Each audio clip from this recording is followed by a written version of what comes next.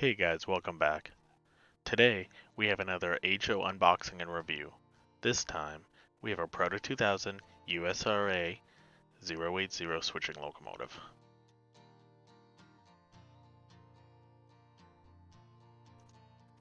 This version is from when Lifelike owned Proto 2000. There are some in black boxes from when Walthers purchased them and made a second run. I'll mention the main differences later on.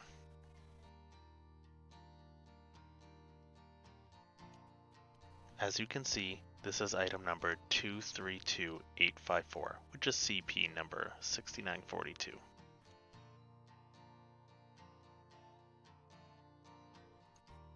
On the other side of the box, it gives you a little bit of history.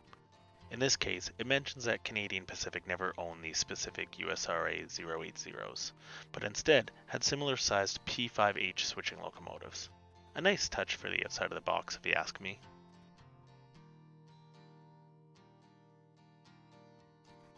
When we first open the box, we're greeted with a nice bag of documents. This includes much more than just the regular exploded diagrams and warranty sheet we're used to.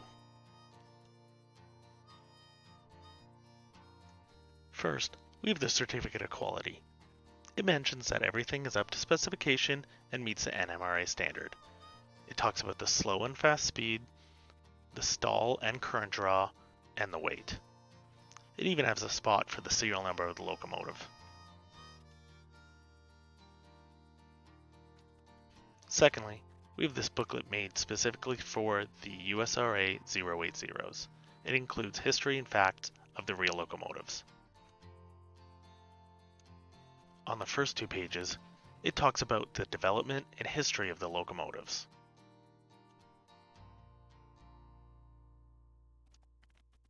On the third and fourth pages, we have this amazing blueprint and specification sheet. You can see this is based off one that was built for the Southern Railroad.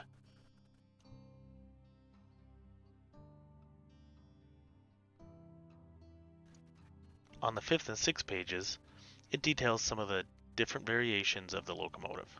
Things like different lubricators, different cabs, different smoke box, door hinges, and front end throttles.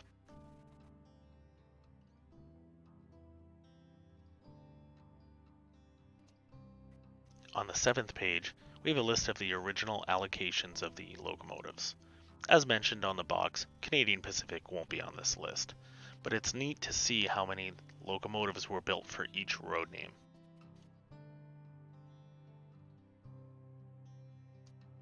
Next, we have some details about how the locomotives were slowly phased out. On the back of the booklet, you can find some information about historical societies that still have these locomotives preserved today.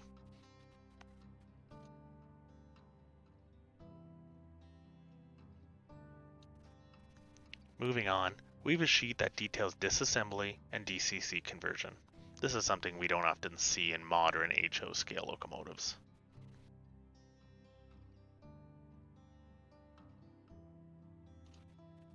Of course, we have an exploded parts diagram, as well as some instructions for replacing the lighting to be more compatible with DCC decoders.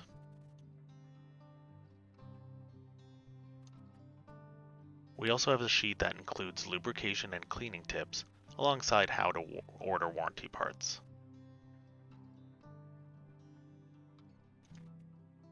It also comes with a lifetime limited warranty card in the box. I'm not sure if Walthers is honoring the Lifelike warranty or if they can provide any spare parts at this time.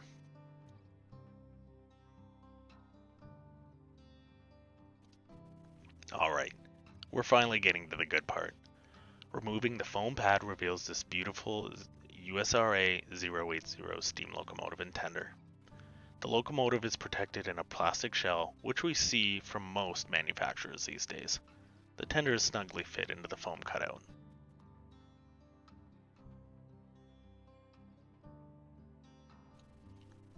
Looking over the locomotive, it has great detail with both molded and separately applied piping and decals.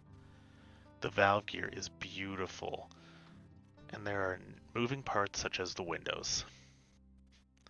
I love how the tender connection doubles as the wire plug. It blends in really well to hide the wiring, and seems to have no problem with disconnecting. The interior detail is modest, and so is the coal load.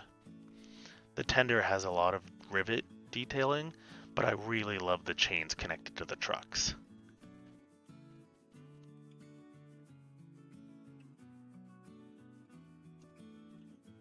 I bought this locomotive secondhand from Main Line, and it is in great shape. It ran super smooth out of the box, but I'm not exactly sure how much run time it has under its belt. I've had no problems with this specific locomotive.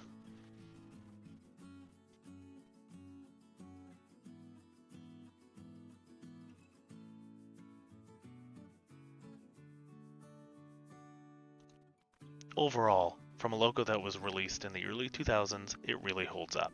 The DCC-ready 8-pin connector made it really easy to convert this using a TCS WOW sound kit. This uses the main 8 driving wheels to pick up current for both rails. The Walthers versions include pickups in the tender, but even running this on DC without a keep alive, I had no issues with it on my Pico medium turnouts, my double slip switches, or my Atlas crossings. I did purchase a second one of these off eBay, but unfortunately, this was the only one that worked reliably on my 15-inch radius curves. I hope you enjoyed my thoughts on this Proto 2000 Alco USRA 080 switching locomotive. It's one of my favorites. Thanks so much for watching, and until next time, enjoy your bacon.